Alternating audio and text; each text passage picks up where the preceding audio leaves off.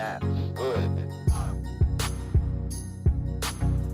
Welcome everyone to Season 4, Episode 141 of the Premier Pod. I'm your host, Yash Pika, joined by my co-host, Tyler Chan. In this episode, we've got a pretty fun one. Obviously, Manchester United and Liverpool, the news going around with Manchester United and that pretty big defeat to Arsenal, and then Liverpool getting a big win over their bitter rivals in the Merseyside Derby. But then a pretty fun wildcard topic that we'll mention once we get to it.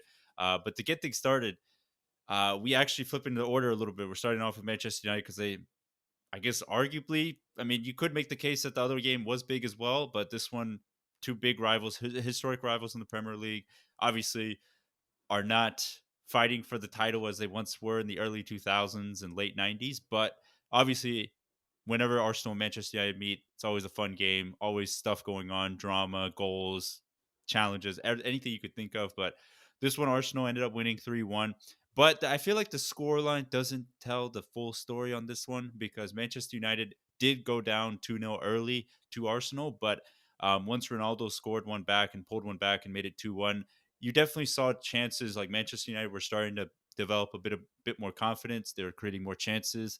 Ronaldo was connecting a bit more. Alenga had a couple of chances, but the turning point for the game came in the second half when Manchester United had a penalty to potentially take them 2-2 and level it. And I think at that point, I personally thought like if they got the leveler right there, they probably would have gone on to win the game just because of the momentum that the way it was turning.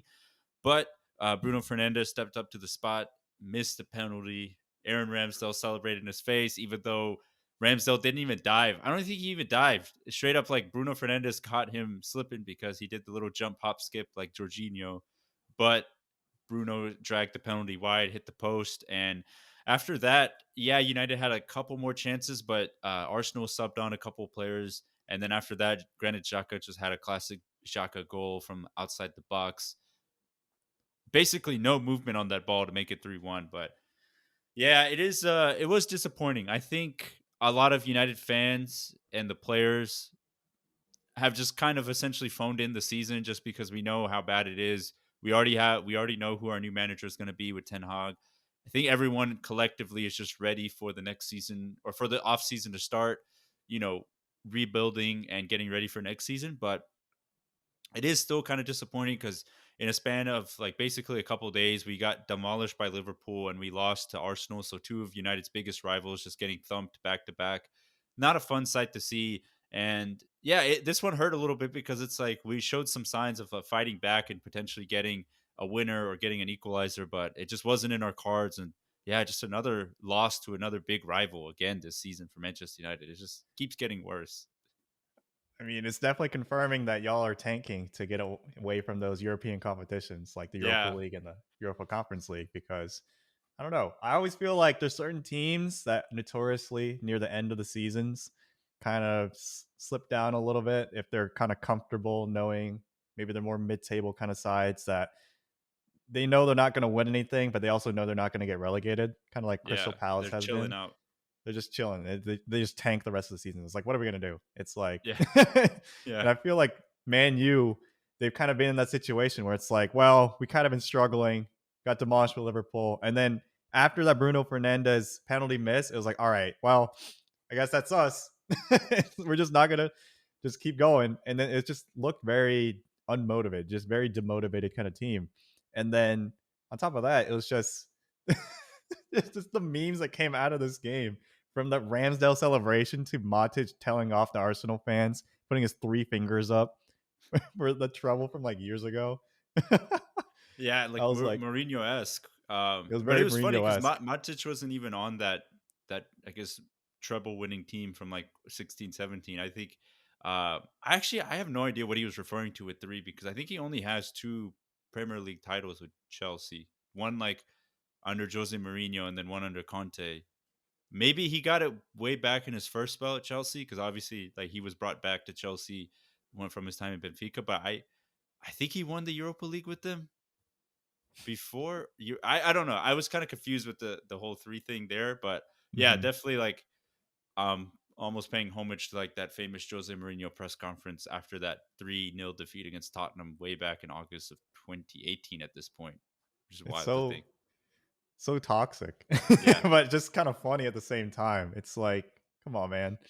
But I mean, I also want to mention too that Bruno Fernandes penalty miss. Like, I feel like that kind of aura right now, just yeah, everything everything kind of goes going wrong. against Manchester. Yeah, everything is going wrong. And also, just like on top of that, that little jump skip kind of penalty didn't really do too hot this weekend. You even saw Yeah, like Jorginho Jorginho missed miss. it. So Yeah, maybe it's a I don't, sign. Maybe you should. maybe the trend is going away, Yeah, it's like, oh, doing the it ain't hop skip. working. Yeah, it's just But crazy because when Bruno first came in and literally last season, you would put your money on that Bruno would probably make that penalty 9 times out of 10. Like 90% of the time, you would think that he would make it. But this season, obviously, he skied a penalty against Villa this season, and then also missing this penalty against Arsenal. And just in general, this whole season, United have just had really just really troubling penalty woes from the penalty spot. Even Ronaldo's missed one against Middlesbrough back earlier in the season a couple months ago. So it was just it's just been like an all anything that could go wrong has been going wrong this season, and especially these last couple months, ever since that Champions League defeat against Atletico Madrid. It just seems like everything has just been sucked out of this United squad. But what was pretty telling was Ralph Rangnick. The man has just been on the tear in the press conferences, just like lighting up the United squad and also lighting up like the hierarchy and board. Um, and I would say in a pretty like I would say like he's doing it in a way where actually like a lot of United fans find it really refreshing, because one thing that is um kind of interesting is that Ralph Rangnick, he is an outside perspective essentially. Like he had no emotional ties to Manchester United beforehand before taking the job. And unlike Ole Gunnar Solskjaer, obviously Solskjaer is a club legend. He has a lot of emotional tie-in. Played under Sir Alex.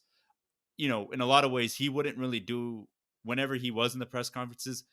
He would never really do anything to damage his reputation as like a former club legend or damage his reputation within the club structure. But for Ralph, to him, it's he's come in as like being an interim coach, but also having that consultancy role afterwards. And he's basically just laid out like, hey, this squad is not very good. There's a lot of players that are essentially not very good and they won't be here next season, and just basically setting a reminder that this squad will be cleared out for next summer, or at least a decent bit will be gone. Because man, it's pretty telling when like your interim manager that's only been here for 5 months can already like basically spill out all the bad stuff that's been going on this entire season. I mean, on top of that, that's probably why it's just a little demotivating. It's just, it's you got your boss over here telling you it's like, y'all suck. y'all, you gotta go. This is terrible. I mean, he's telling the truth. And even a big name like Paul Pogba, I believe he's officially out this summer. Yeah, And I've been pretty seeing a much. lot of posts where it's like some people were saying he's probably one of the worst Manchester United signings of all time, just because of the price tag, and then just like the trophies won with him, and then his goals and assists for the club, and just like his availabilities too. It's just he had more haircuts than like notable trophies. So, Yeah, what's your take it's on that? yeah. I mean, there was like a report that came out I think yesterday or like on Sunday that basically Paul Pogba like told his all the teammates that he's probably going to be leaving, and then left the WhatsApp group for the team. I mean, it's been pretty known that he was going to leave. Jesse Lingard is also leaving. Juan Mata is leaving. Lee Grant is leaving. Like, there's a lot of players that contracts expire are going to be leaving. But yeah, Paul Pogba is an interesting case. I think it's just one of those. I think I've said before. I've always been a big fan of Paul Pogba, but I think we've said it before. I think last season or earlier this season, that he's kind of one of those players that is more of a kind of a luxury pick type players, where if he's put into a system that fits his needs already and has players that will complement him, he will shine completely. I mean, that's why he shines so well for France, because he has players like Conte and Coed to like, cover for him in the midfield, but he's also given that freedom to kind of play in the likes of Antoine Griezmann, Mbappe, Coman, and all those players. And even at Juventus, he had cover of like Arturo Vidal and Marquisio and Pirlo to kind of cover for him, and that's why he was able to shine there. But at United, he was brought in to kind of be the centerpiece. But under him, like Jose Mourinho was a manager, then you had Ole Gunnar Solskjaer, then you had Ralph Rangnick, then you had Michael Carrick be a caretaker. So it was just so many different styles of ways of playing under different managers that he never really got comfortable. he was being played in positions that weren't his favorable position. Because I know Jose Mourinho tried to make him a central defensive midfielder and kind of play him in a two, but that never really worked out. And when they bought Matic, it was like, oh, we unlocked Pogba, but that only lasted for a little bit because obviously Matic at that point he was 29, 30, so he was reaching like the peak of his prime. So it was just poor management from the club. It was almost it's been the story ever since Sir Alex retired. You get like a really shiny player, pay him a big ton of wages. He looks good, everything on paper, but then the team around him just doesn't never fit like this type of style that Paul Pogba plays, and because of that, he suffered from not being able to showcase what he can do consistently, and it was unfortunate. I think his best seasons were there was different pockets. I think the 18-19 season when Solskjaer came in, like as an interim manager, Paul Pogba really shined for like those solid 20 games under him. And then the beginning of the 17-18 season, Paul Pogba looked really good. And, a decent spurts during the 16-17, his debut season back at Manchester United, he looked good. But I mean, after that, he did show like signs of his class like all the time, but it just never was consistent because there was just never the proper team around him to allow him to play the way he wants to play. I really thought for a second there you're gonna say his best seasons were at Juventus. No. It's like holy cow, but no, I mean it really does kind of play like that, where it's like his best seasons are basically what you're saying. The first seasons he was at Manchester United. Ever since then, it's kind of just been downhill or just not really a team that he can work with because he is like a Mhm. luxury player. Kind of, you can even go back to some of our old pods. I think we literally have luxury pick Pick Pogba Paul as like Pogba. one of our Yeah, it's the title. titles. So I don't know. I guess that means. I mean, I definitely would say as a like same similar to last week, where there's definitely a market for Pogba, kind of like how there was one, or there is one for Harry Maguire and like all these other players that Yosh just named that are probably going to get the boot at the summer transfer window when their contracts expire, or when Ralph Rangnick decides like, you know what, you ain't it. Even Messi Yeah. Lingardinho, like even him, he's not immune to the boot. Yeah. So there's definitely going to be a market for all these players somewhere out there, maybe in the Premier League or other leagues. But I think Paul Pogba, he has to go to one of those luxury teams like a PSG or Yeah. It's been Juventus right now. It's rumored. not even the move. Yeah, it's Like, been rumored that PSG have offered him, are the first team to really offer him like a significant contract. So I mean, I think he would. I mean, that team would just be really. I mean, would not be a very like. It'd just be like a chaotic team, but he would do really well there because he has. I wouldn't say necessarily the support around him in terms of the midfield. I mean, he has Verratti, but I mean, you have some of the three best attackers in the world. Like he can feed them the ball very easily. But mhm. yeah, I think Paul Pogba is just one of those players, unfortunately, where he just needs like the proper system around him to do well, and just never got that at Manchester United. And yeah, it's just been a microcosm of his career at Manchester United has been a microcosm of what United have been post Fergie, just very disconjointed, flashes of brilliance here and there, but overall just not continuously not able to put up a continuous fight throughout the entire season. And I think that literally sums up Paul Pogba at Manchester United ever since he's been back. Spurts of brilliance, but not able to keep it up for the entire season. Dang. When you put it that way, Paul Pogba is a whole microcosm of Manchester United. Pretty true. Yeah. It is pretty true. Spurts Yeah, of it's good points, spurts of hope, yeah. but then kind of It just meh. yeah, literally and yeah, it's just yeah, it's unfortunate. I think it sucks that he's going to leave on a free contract, but I think ultimately it's better for both. It's best for both parties to just part ways. Just didn't work out. Hopefully, whatever club he goes to next, he can thrive and just shine like he does for France. And then for United, hopefully they can learn from the situation and just know that hey, I mean, there's been countless amount of mistakes, but just knowing that hey, you can't just splash like 80 billion on a player and hope that he works out. You have to make sure he fits the style and management style, and he fits the system of what you're trying to build. But um, I guess one more thing I wanted to mention about United, uh, with Eric Ten Hag coming in, there was a very interesting kind of analysis being that I watched or I read actually, and it was the idea that Ronaldo could actually thrive a lot under Ten Hag, and it's very interesting when I heard that because I think a lot of people when they saw Ten Hag coming in, they thought Ronaldo would be like kind of the first people to get the boot because of the way he is in terms of given his age, he's not going to press all the time. He's a very kind of poacherish style of striker nowadays, where he's not going to make those darting runs anymore like he's a 19-year-old. He's very much going to like pick his spots and then score goals where he can. But one thing I saw that was interesting is that under Ten Hag, like he plays a very offensive style, and they were basically talking about the idea of momentum and flow when it comes to offensive tactics and offensive, play style. And he said that under Ten Hag, like the analysis I was reading was like under Ten Hag, if they can build like a nice flow system of creating multiple chances in a very continuous fashion, that can actually play into the hands of Ronaldo, who, if given the flow and given multiple chances or given kind of a style of play where the ball is always being fed to the striker, being fed like through balls in, or you're just creating a ton of chances like Man City do, that can actually benefit Ronaldo, because then he's basically able to play in kind of that flow state of just getting those countless amount of chances and converting them. Because I think what we've seen this season is that that's not often been the case. A lot of times what's been the case is that United don't really know what they're doing in the attack, so they just try to pass it to him, and then Ronaldo will just try to take some people on, and it'll just get really slow and really dull.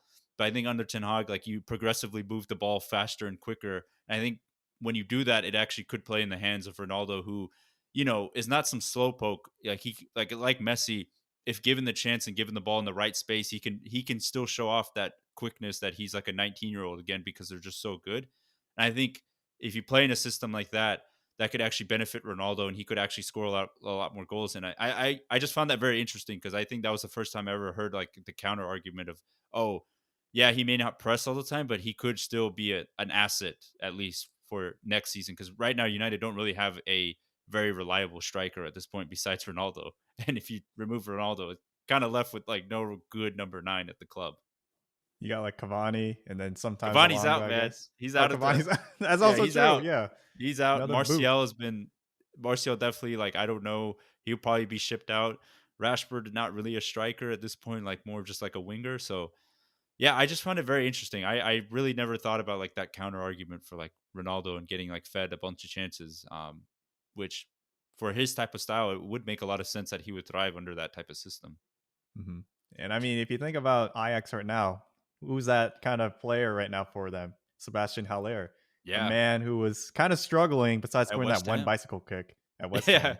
So it's like if his career got kind of rejuvenated at even Ajax under Tadic, this, like yeah, decent Tadic Tadic. too. And like Tadic is not even the fastest player too, but like if this kind of Eric Ten Hag kind of style of just like feeding that one striker with all these kind of like wingers and just like smart attacking kind of players, kind of like, and creative midfield, just kind of like how Man City does. It's like, ultimately that's the goal. But on paper, it sounds good, but it's like, can you do it? Because Yeah. it took a while for Man City to get into that kind of state to just constantly just have players that can run down the wing, send Mm-hmm. in 50 crosses a game, and they get, like 20 chances a game. Whereas right now, Man U, I don't know if you put these same players in a system like this, you'll get more than 5. Yeah, it will So, definitely take like a decent, like a lot of time, obviously, but um I think, there will be games, or like there will be moments where you see like kind of like, okay, the style kind of getting in there. And I think I don't know, at least if they don't bring in another striker, I think, unfortunately, I think if Ronaldo wants to stay, I think you have to keep him, because it's, if you remove Ronaldo, there really is not another number 9 at the club that could consistently even score. I mean, at that point, you're kind of left like where Arsenal are at right now, where Eddie and Ketia and Lacazette can only produce like moments of random brilliance, but it's not consistent. And they're just kind of relying on Saka, Odegaard, Emil Smith Rowe to kind of score all the goals. But if you remove Ronaldo, then United are kind of in that same position where they just kind of hope that Bruno, Rashford, Sancho, Alenga can score enough goals to just keep them going. If that makes sense. I feel like this would be a whole separate pod for just who would be like a good striker to kind of bring into Manchester United, because Yeah, there's a few kind of names being thrown out there. You got like Darwin Nunez from yeah, he's a hot striker right now for Benfica, but we've seen and then what like also past Benfica strikers. Sometimes they don't really pan out the way they're supposed to. that's true. I mean, you also got like Tammy Abraham, like another Yeah, name also thrown out there, but in I mean, we'll Roma. see. I feel like it's gonna be a very interesting side, Manchester United next season, because a year ago a year ago from basically today, we're basically saying it's like, oh, they're only a few pieces away from really challenging, and I feel like we both said that at even the beginning of this season, and then now it's like at the end of the same season, all right, time to scorched Um, earth the whole team, yeah, kind of restart. yeah, and So I it's gonna think be a very that's interesting side next season. yeah, and then like just quick last point. I think that's just been a byproduct of what United have been since post Fergie. It's just like trying to bandage over like the deep rooted cracks, and I think that's what Ralph Rangnick has been pointing out is that we cannot continue just putting bandages over these like foundational problems at the club. If we don't fix this, then we're just going to continue being like this. So I think it was very refreshing to hear that he sees the foundational leaks that are happening and he's going to work like hopefully he gets the resources to be able to fix those because if you fix the foundation and you build that up, then everything else will come better as we've seen with all these other clubs. But we'll see what happens. It's been a struggle of a season and it's continuing to struggle for Manchester United. But I guess moving on to Liverpool in the Merseyside Derby, Liverpool getting a 2-0 win. I had to cover this game, and when I was watching it, it was definitely pretty dicey for like the first, I think it was like opening 50, 55, 60 minutes, and especially at the end of Mm-hmm. the first half where essentially Frank Lampard, Everton entered this game in the relegation zone because Burnley won. And right now, Everton still sit in the relegation zone in 18th place. And Frank Lampard just set up Everton to basically time waste, defend, and just play Burnley-esque football and just try to get under the skin of Liverpool. And for the most part, it was working. But then Liverpool's class basically got the better of them, and they were able to create a couple chances and score those. But yeah, Everton were really, really getting on the time wasting. Like they were doing it to the T. Like almost Diego Simeone like took a pitch, tried to take a play out of his playbook. It really was. Like I remember, why is everyone doing this Diego Simeone tactic that he did It against Man City? works. Even Liverpool did it like a couple weeks ago, and I was like, man, this sucks. And then Everton pulled the same playbook out. It's like, you know what? We're gonna do it too. Basically, back four, five in the middle, right in front of that back four, and then just one striker up top, and you just have one player from that middle five line of midfielders kind of bum rush whoever has the Yeah, ball it on was the other Anthony team. Gordon. Yeah, Anthony Gordon, or I think it was a Wobie if it's on the other side. So it's like this. It was so annoying. This is probably one of the most frustrating Liverpool games or Merseyside derbies that I've ever seen. Because usually Everton are very good about bringing the bad vibes to a Merseyside derby, whether it be injuring or star player, like having Jordan Pickford do a slide tap. I don't even know if it's like a scissor kick Oh against yeah, Van Van Dyke. Dyke, like 3 feet off the air and like rip his ACL or injure Origi at least once a season. It's you can basically count on Everton to pull something like that. And I was like, what are they gonna do this time? This time, it's like they played the most anti-football thing I've ever seen, where Jordan Pickford abused the rule of time wasting so hard, where he would the goalie is only allowed to hold the ball for 6 seconds. But there's certain kind of mannerisms that you can do to kind of extend that. So every time he caught the ball or kind of controlled it, he would pick it up and then fall on top of it. And that would add an extra 15 or 20 seconds. And then whenever he gets a goal kick, he would purposely walk to like the other side of his goal box, place the ball down, take like 20 steps back, like take a huge breath of air, smell the grass, look at every single person in the crowd, and then finally kick it off. It like they would run out of replays before like he was able to pick up the ball, put it down, and kick it away. It's like, what is he doing? And the ref, he did a really bad job of controlling this game. Yeah, he Like was there's just just like, fights breaking was out. it Like like Stuart Charlie's, Atwell? I I think. forgot who it was, but it was just he Yeah, pissed he me was off, like, man. I think he was running towards the player to give him a yellow card, like Yeah, like it's some Decore. movie. Like he was like playing like it's like some movie or something. Literally, it was so bad because he just basically let the Everton players do whatever they want. And like fights broke out, Richarlison hit the deck. I would say every single time he was touched or the wind blew a little too hard, you could find him on the ground holding something to the point where he cried wolf so much that the one team he actually twisted his ankle. No one went up to him. It's like, oh, he's just on the ground again. So that's a lesson right there, right there. Don't be faking injuries. But Yeah. it was incredible. He was on the ground. I wish I counted, but I feel like I wouldn't be surprised if it was 10 times. And it Jeez. was for just various reasons. And Lampard basically encouraged it. Like he just basically told all his players, like, time waste, do all this kind of anti-football stuff. And it, for the worst part, was that it was working.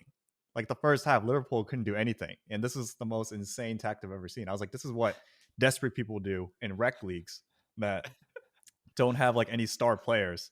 And they know, because like we basically did this at one point in one of our leagues, but I was like, I can't believe someone in a professional league is actually doing this in this kind of situation. I guess like relegation does something to you. Like it just Yeah. pulls out this kind of desperation mode. But I was like, this is insane to see. And the crazy part was that it was working, because even in the first half, Everton, I felt like had the better chances. They had 2 or 3 breakaway one-on-ones, but like of course, based on their poor form, they couldn't, finish those off. But it was just so desperate. And also just like Anthony Gordon too, just diving, going kind of bad mannered kind of tackles, kind of things like that. So it was all over the place. But as you said, after Liverpool kind of switched it up, they subbed on Divock Origi, the hero, and they subbed Yeah. on Luis Diaz to kind of change it up from a 4-3-3 to what I thought of as a 4-2-2-2 to kind of overload and stretch that Everton defense. They immediately unlocked it, and then they scored a goal almost immediately right after that. Yeah. Right after that substitution. And Luis Diaz, he looks so confident in this game. He brought up the tempo so quickly. And also on top of that, he was doing Neymar-esque kind of touches. Like Yeah. he controlled the ball at one point with like almost like a fancy, I don't even know what you call it. Yeah. I don't know what you call It's it either, but yeah, Neymar does it a lot. yeah, where it's you kind of put your right leg behind your left leg and you control a ball coming at you from the air. It was crazy. And then he brought like this kind of intensity that like the Everton backline was just not ready for. And Hmm. bringing out that tempo was basically what Liverpool needed. And that ultimately led Liverpool to getting that 2-0 win. But Divock Origi, man, I will have to say too, I'm going to miss this man. It looks like he's going to go to AC Milan, and he Oh, scored really?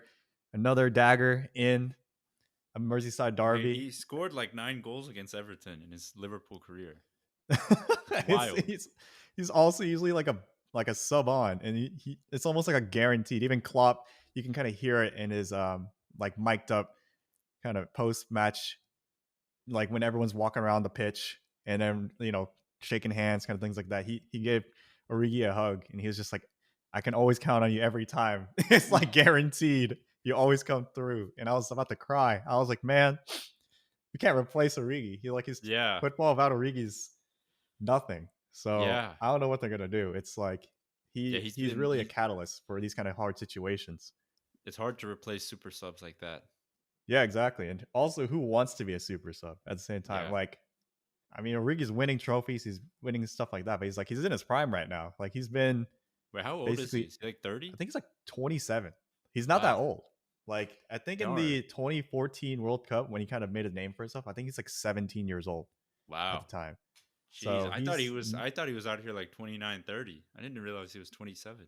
Wow. yeah. I mean, correct me if I'm wrong, but like it he's still relatively in his prime. So Yeah. I mean, I can see why he probably wants more minutes. And I know being a sub all the time is not probably the best, but Yeah. I mean, it's that's one of those intangible players. Where it's just like, man, you kind of have one of those luxury kind of years where it's just you have so much depth, and it's You not got to really a make the transfer most of window it. yet. You can just make the most of it, and this is one of those times when you just have a Divock Origi you can just bring off the bench and make a big difference at a Merseyside derby.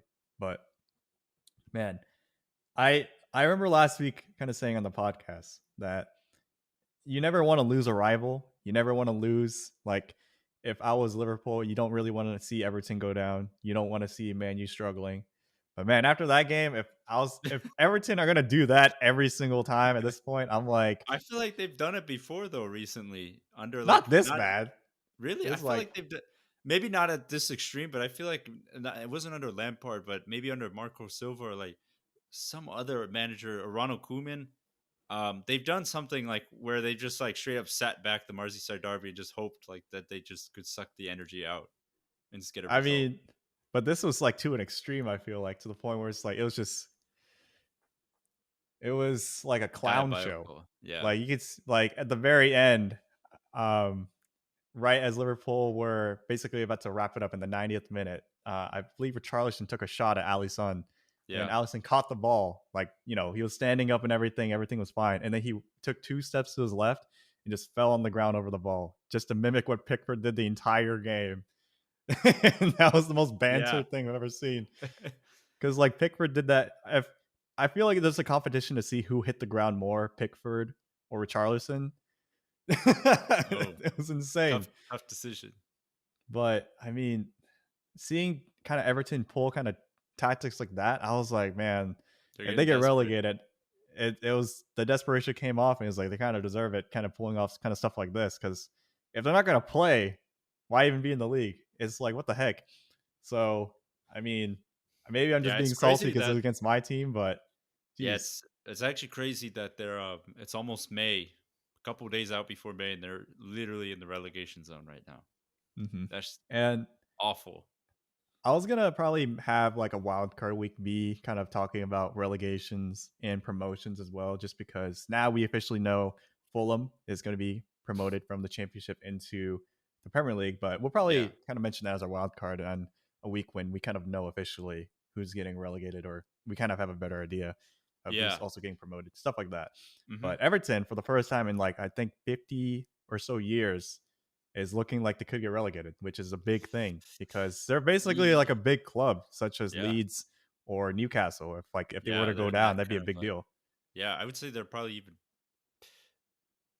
bigger because they just have like a really rich history of like the players they've had before, like Wayne Rooney, like other players. Like it's wild. Like even like Lukaku was there at one point, Yeah, and like Lukaku, David Moyes, like kept them like very consistently pretty good in the Premier League for a long time. Seamus Coleman, I mean they Leighton Baines, like they've had a lot of pretty good Premier League players come through there. Like yeah. it's yeah, Mikel Arteta started off the Premier League Oh, that's true. with Yeah, Everton, Mikel so Arteta, and you got yeah. the American savior Tim Howard.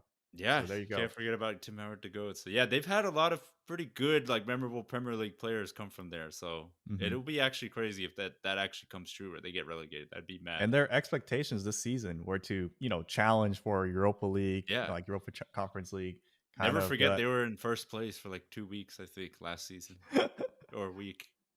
That was awful. I was like, why? And like, yeah, Calvert Lewin, Richarlison were going off, but now look what's going on. It's like, Yeah, geez, how shambles. far they have fallen. But I mean, for Liverpool's sake, this was a great thing to see. Another Yeah. win in the Merseyside Derby, and a very frustrating evening. I guess for me, it was kind of early in the morning, but for Hmm. them, it was very. I guess it was like mid evening for them, but like it was a very good result just to see. And the title race continues. Wow, the relegation battle for Everton kind of continues for them. Yeah. Yeah, so it'll be a struggle, but Liverpool continue to keep the train rolling, and they've got a big matchup in the Champions League because we're recording this on a Tuesday against Villarreal tomorrow. So we'll see what happens there. But they're continuing to roll in terms of like their hopes for a quadruple or a potential quadruple. But Mm-hmm. I guess moving on to our wild card topic, we didn't mention it before, but kind of a fun one and kind of a more personal based story here. But I guess I'll let Tyler kind of take control here because it's definitely his story of choice right here. So I just had like a little PSA because we have like a little power in the pod now. So like yesterday, as y'all know, we both moved to different states somewhat recently, and I recently have signed up for like a co-ed league in the Portland, Oregon area, and um, it's just like a good way to meet other folks and start trying to play again. But I wasn't able to find a team. Like I was just like a free agent, kind of looking around, and I recently got told that there's enough of a like pool of free agents that we can just make our own team, but just someone needed to step up and be team manager or like a captain, something like that. So I threw my hat in the ring, and I was like, let's see what happens. And I got the call up to see. It's like, all right, you can lead the team with like one other dude that also kind of threw his hat in the ring. It's like, all right, cool. But now we need more recruits. So if anyone is in the Portland, Oregon area and is looking for a really laid back kind of co-ed league, kind of laid back team as well, let me know. Yeah, We're looking for anyone that's just, wanting to play in the area because that's just what I'm doing. We're just going to be looking for like a new way to kind of meet other folks. And it kind of is reminiscent of our Reed Quad kind of days. I'm in charge of naming the team. So I was very tempted to name it Reed Squad and then confuse everyone. Be like, what's Reed Squad? It's like, don't worry about it. You'll know. Oh man. It's a throwback, but I mean, if anyone also has suggestions for what we should or what I should name the team, let me know as well. Kind of DM me or kind of send me a message. But literally, this is like a big PSA for anyone in the Portland area. Just hit me up because we're looking for players. We're trying to find as many players as we can. Yeah, no, I was gonna ask like the like I know we were talking before the pod, but like the fact that it's co-ed is pretty cool. Then also like the skill level is like it's like pretty beginnerish too, which is good. So you don't like you won't get infested with people that are like trying to make it pro at like 45 years old, essentially. Yeah, I basically just look for leagues that I could go there knowing it's like okay, I probably can't last a full 90 minutes, Yeah, but and no one else I can also too. yeah, no one else can too, which makes it better. And also just knowing that I can go there and not get scared someone's going to slide tackle me, break my leg off, or kind of play like it's their life. Kind of like as you said, It's yes, like a World Cup final. it's like a World Cup final for them. It's like if I leave this game losing, it's the world's over. It's like no, I'm just here to like run around like meet folks. So I try Yeah, to look back for those kind of leagues and kind of even give you perspective too. It's like I remember Yesh asked me, he's like, how can the league know if someone's skill level is compared to like everyone else? And it's like, you kind of just have to tell the director that's in charge of the whole league. It's what your background is and like what you're looking for. So for all we know, this kind of laid back league could be full of good former players, but I mean, hopefully, it's not too competitive or intense because, I'm just looking to kick around and run around and get my cardio in. yeah, But to kind of give you a perspective, there's like in my league, there's 7 divisions. And the top division, like Division 1, it's very much like FIFA, where it's like the elite players, yeah, former pro players, former D1 athletes that just didn't make it pro, but they still want to play. They all go in here, like 1 and 2. And then the players that just a little below that, you got, the semi-pro to maybe D2, D3 college athletes to maybe very good varsity players back in the days. You got that's like Division 3, 4, and then a little bit of 5, where it kind of slips into is like, all right, those are like former select team players, former high school collegiate yeah, players, and then those all kind of go in 5 and 4, kind of mix in there, and then 6. That's when you just have like those quote unquote athletic enthusiasts that just want to learn the game, play the game, maybe never played competitively, they go in here. And then you got Division 7, which is the noobs. And I was like, put me in 6 and 7, anywhere around there where I don't mind being the big fish in the pond. I just want to go in there and feel like I can just come out with both my legs pristine. yeah. So, yeah, so now I'm going to get chucked into Division 6 with this team of free agents and anyone that maybe reaches out from the pod. And that kind of gives you kind of more perspective. And it's going to be an 11v11. I haven't played an 11v11 match since, like, officially since maybe senior year of high school. And at this Yeah. point, that was 7 years ago. Yeah, that's So wild. That's like that's a pretty long time, but I was gonna say I do agree with you that I prefer because I'm not very good either. But even in sports where I feel a little bit more comfortable with, like basketball and American football, I think I prefer playing with just like more of like a laid back beginner people. I don't mind playing with people that like are kind of in the similar skill gap, but I think the problem I run into is that sometimes people take it way too hard, especially because I guess I never really understood that because I get people want to win and they want to like do well, but you also kind of have to put in perspective like look at who you're competing against. Like you're probably competing against people that don't train regularly, are just kind of doing this for fun, looking for like a way to get cardio in or just have like a nice exercise or a nice day out on a Saturday. There's no really real reason to like yell at them or like scream at them to like go somewhere or like you know trying to like pinpoint them like you're like some Pep Guardiola. Like come on, like it's just like you got to leave that stuff behind. Like these are people just trying to have fun and like have a good time. Like there's no need to bring like intense coaching tactics to it. I just remember back in the days, like I used to play pickup at my local park back in Georgia, and there's this one kind of like dude. I guess he was like roughly around my age now, where someone like tackled him. He's like, "Hey man, I got work tomorrow," and then I'm Hey man, like, I got work. "Geez." And then now I'm just exactly that guy. I'm like, man, I gotta show up to work tomorrow. I mean, I work from home, but I mean, regardless, I don't want to be like just caked In on the my chair, hospital just like, bed. all right, I'm toast. So, or like just like like completely bandaged up guy like in SpongeBob. So I'm just like, all right, I'm just looking for something that's more chill. And yeah, I mean, that's basically how it is. It's kind of just seeing who's around, and kind of put in perspective too is like of the other like co-captain I'm kind of working with. He's like, yeah, I also played for like a few years now. It'll be really chill. Just, we're not gonna have any practices. This is just the league games are the only times we'll play. I'm like, sounds good to me. Yeah. So I we'll mean, see. And our first, that's the best way.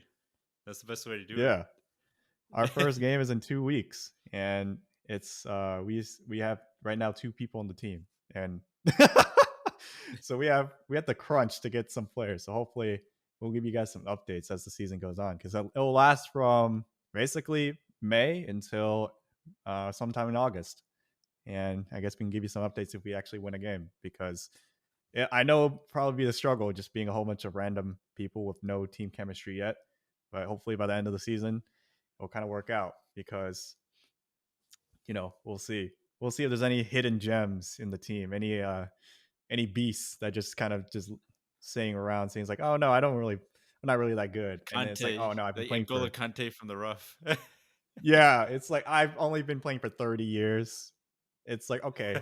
And also, yeah, I'm also gonna be probably one of the youngest people in the league, because I'm also joining a league where like the minimum age for a male is 25. And I just turned 25.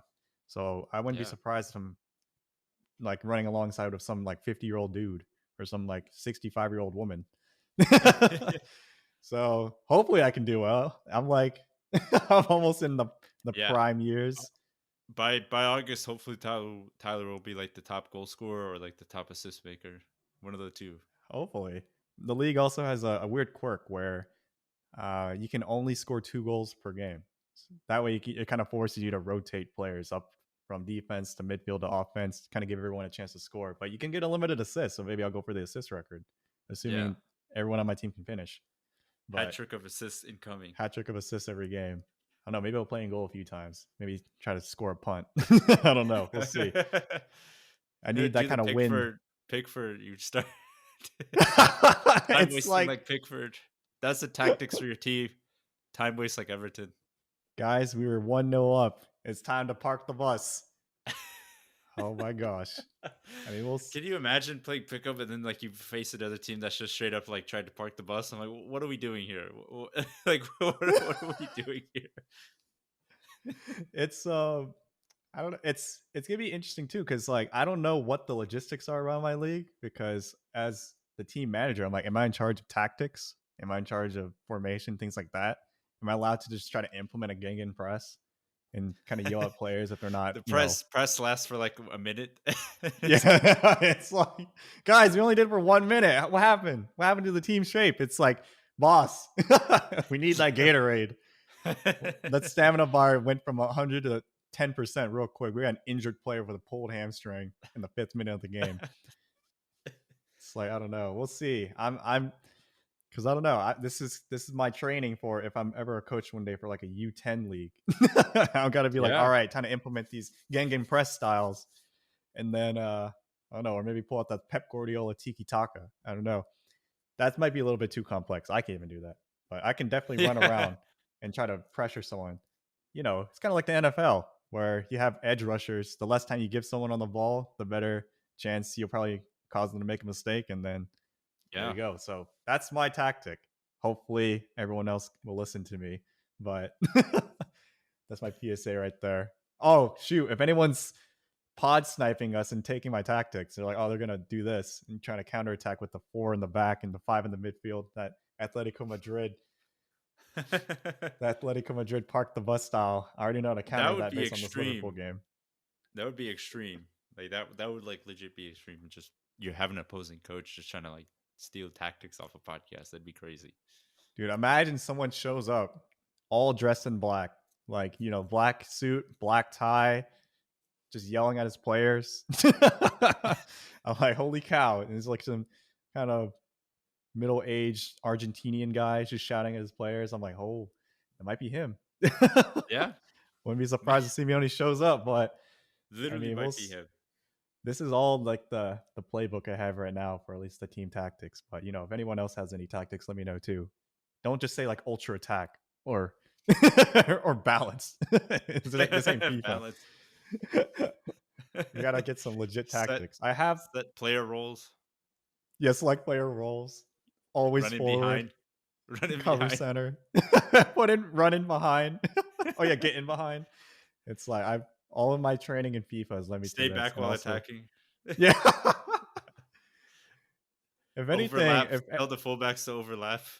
Yes, if anything, if everyone's fit enough, I would kind of do literally what Liverpool would do and just kind of overload and make the fullbacks join the attack all the time. But I mean, we'll see. For all I know, I could just be talking crap and we're just gonna be toast, but within 10 minutes, and we're just running around. You conceded 5 by 10 minutes. It's like, all right, we gotta re-strategize.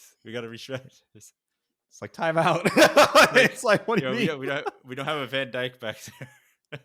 Oh gosh. So you got Maguire. We have Maguire. I would take Maguire in our team right now. We freaking, it's better than nothing because we got no one. And maybe Maguire might do better and you change the scenery over here. So it might do him some benefit. Oh man. He has that captain experience, so maybe he'll be able to give me some pointers. And then we'll actually have someone playing center back for us. Because that's also one thing too. I was like, oh, we're looking for goalkeepers. We definitely need a goalkeeper on the team. Because I was also thinking, I was like, who is going to do that? I have gloves, but I mean, I'm also like 5'8", so I'm not going to do too hot. You're no Courtois on that. Just so you can't just like 6'6" Courtois. I ain't going to do as well. So I'm already a little undersized for that, but I have gloves in case it's needed. But also it's D6. I feel like the finishing can't be that great that I'm running against. You just get that one lucky goal where they just somehow hit like in the top corner and like, how did you do that? I'm like, I don't know. It's like the power of the Coed league. And that's also the thing too. Hopefully it won't be too intense if it's a Coed. I feel like if it's all dudes, it's just too much testosterone that's running around. Yeah, and it might get a little too physical, but I feel like if it's Coed, it should be more laid back. Like I don't think you'll be a hero balance. Just knocking everyone down in a Coed league. So it's like, all right. Yeah, hopefully you guys get like a nice balance there. But yeah, it'll be interesting. Hopefully I'm not the youngest one there. That'd be kind of sad. Not there's anything wrong with like older people. It's just like, dang. Yeah, you want to find people like similar to your age. Yeah. Group. And also, I feel like the stamina, as we've seen in FIFA and in real life, the pace significantly drops after you hit 30. And so does the stamina, apparently. So we'll see. But it will be jokes, though, if I end up on a team full of like 50-year-old people. And then it's like, well, like, what do I do? We're at a soccer game or a PTA meeting. It's like, what's going on here? It's like, what is this? Gosh. Oh man. But I mean, I'll be I'm excited for that. We'll give you more I guess I'll give you more updates as the season progresses. But I mean, hopefully for your sake, hopefully you find a team and you have some good fun with it, because it's always fun to play like some organized soccer. Yeah. And I've been dying to play. I haven't played and kicked the ball for months now since I moved here. So PSA to everyone in Portland, or anyone that knows anyone in Portland, join my team. Yeah. Unnamed at the moment, but I did get some suggestions to name it like the Copites or anything like that. I was like, I don't know if anyone that's not a Liverpool fan would fly with that, but I am also in charge. So it's like, what are they going to do? Yeah.